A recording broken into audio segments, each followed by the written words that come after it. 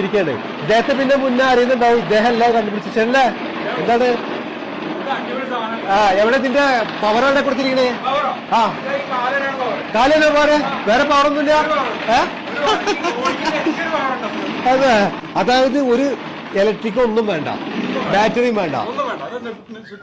നിന്നു നടന്നു തുടങ്ങി. നടന്നേ വെറും മരം ഒന്ന് സ്പീഡ് ഓടിയേ.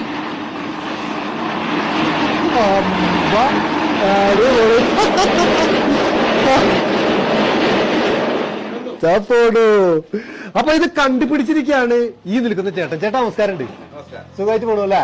ഓക്കെ. ഇവര് മൈക്ക് ഇങ്ങനെ വെക്കുന്നുണ്ട്. പക്ഷെ എങ്ങനെയുണ്ട്? ഒരു രക്ഷയില്ല, സൂപ്പറായി. വയറെ കുറഞ്ഞില്ല, വളരെ സ്മൂത്ത് ആണ്. വേറെ ഇലക്ട്രോണിക് ഡിവൈസ് ഒന്നും ഇല്ലല്ലോ, ഇല്ല. വെറും മാൻ പവർ മാത്രം ഓടുന്ന സാധനല്ലേ.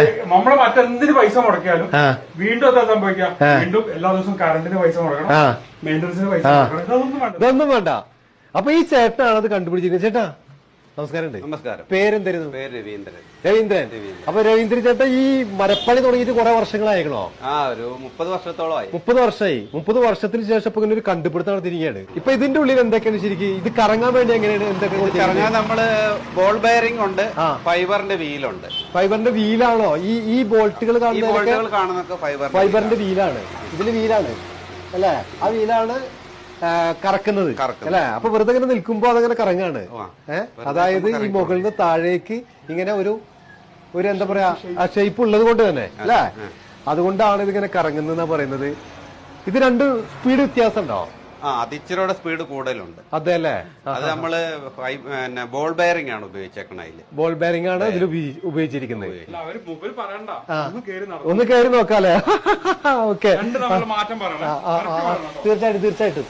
അപ്പൊ ചേട്ടൻ പറഞ്ഞേക്കുന്നത് ചെരുപ്പ് കുരണ്ടെന്നുള്ളതാണ്. അപ്പൊ ചെരുപ്പ് ഇട്ടിട്ട് തന്നെ നമ്മൾ കയറുകയാണ് അല്ലേ?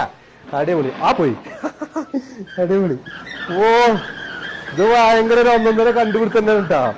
ഇങ്ങോട്ട് നോക്കിയേ, വെറുതെ നിന്ന് അങ്ങനെ തിരിഞ്ഞുകൊണ്ടിരിക്കുന്നു. അടിപൊളി.